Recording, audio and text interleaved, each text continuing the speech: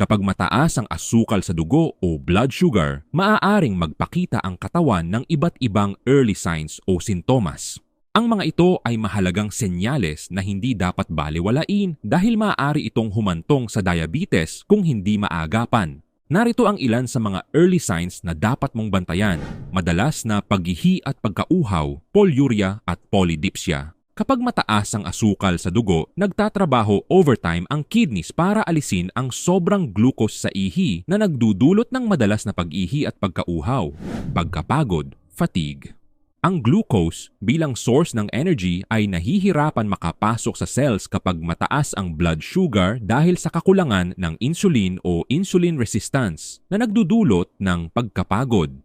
Panlalabo ng paningin. Kapag mataas ang blood sugar, pwedeng mamaga ang lens sa mata na nagdudulot ng temporary na paglabo ng paningin. Mabagal gumaling na mga sugat. Ang mataas na glucose sa dugo ay nagpapabagal ng wound healing dahil apektado ang bilis ng nutrient at oxygen delivery papunta sa sugat.